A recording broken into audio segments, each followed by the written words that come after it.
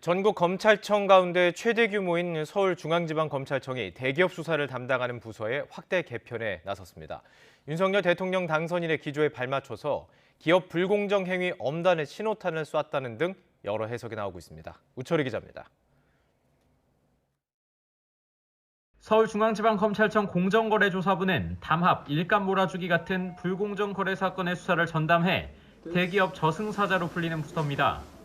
중앙지검은 이번에 부장검사를 제외한 기준 인력의 절반에 해당하는 검사 4명을 자체적으로 증원하고 2개 팀을 3개 팀으로 늘리는 등 공정거래조사부 확대 개편을 결정했습니다.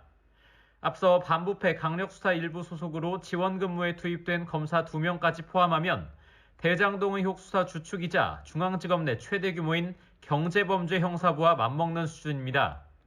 공정거래조사부 확대 개편은 김호수 검찰총장이 아닌 이정수 중앙지검장 결정인 것으로 알려졌습니다. 윤석열 대통령 당선인이 검사 시절은 물론 대선 기간에도 기업 불공정 행위에 대한 강력한 법 집행 의지를 드러냈던 만큼 새 정부 출범에 발맞춘 기업 사정의 신호탄이라는 해석이 나올 수밖에 없습니다. 특수관계인이 설립한 회사에다가 집중적으로 일감을 몰아준다든지 이런 문제들은 이거는 분명히 법에 저촉되는 거기 때문에 여기에 대해서는 강력한 법 집행을 하는 것이 맞다고 저는 보고 있고. 현재 중앙지검 공정거래조사부가 진행하고 있는 수사 가운데 가장 눈에 띄는 건 삼성 웰스토리 부당 지원 의혹입니다. 삼성전자를 비롯한 계열사들이 삼성 웰스토리에 사내 급식을 몰아줬다는 공정거래위원회 고발로 수사에 착수한 가운데 이재용 부회장의 경영권 승계까지 들여다볼 필요성이 있다는 평가가 나옵니다. 지난 1월엔 과거 미래전략실 출신 임원을 소환하기도 했는데 전반적인 수사 과정에서 수사 확대가 불가피한 단서를 포착한 것 아니냐는 분석도 조심스럽게 제기됩니다.